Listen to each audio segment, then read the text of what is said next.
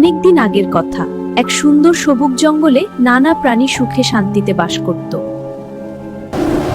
হঠাৎ ঝোপ থেকে বাঘ আসে এবং বলে, আমি এই জঙ্গলের রাজা, সবাই আমাকে ভয় পাবে। একদিন একটি হরিণ ঘাস খাচ্ছে।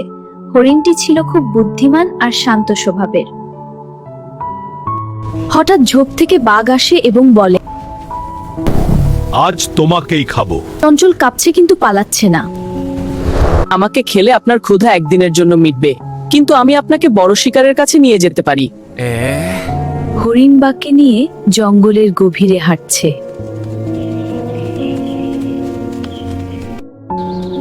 আমাকে ঠকালে কিন্তু রেহাই নেই, বিশ্বাস রাখুন।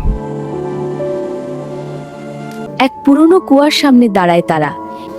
এই কুয়ার ভেতরেই আরেক বাঘ আছে, সে বলে সেই আসল রাজা। কি? বাঘ কুয়ার ভেতর তাকায়, নিজের প্রতিবিম্ব দেখে সে গর্জে ওঠে। ভেতর থেকেও গর্জন শোনা যায়। রাগে অন্ধ হয়ে বাঘ কুয়ার ভেতর লাফ দেয়। কিছুক্ষণ পরে কষ্ট করে সাঁতার কেটে উপরে ওঠে। বাঘ হাঁপাচ্ছে। সে বুঝতে পারে এটা তার নিজের ছায়া ছিল। রাগ আর অহংকার মানুষকে ভুল পথে নিয়ে যায়। আজ বুঝলাম, শুধু শক্তি নয়, বুদ্ধিও দরকার।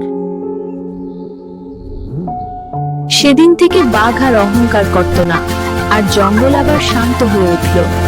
বন্ধুরা, এমন মজার মজার ভিডিও পেতে ভিডিওতে লাইক দিয়ে চ্যানেলটি সাবস্ক্রাইব করতে ভুলো না কিন্তু।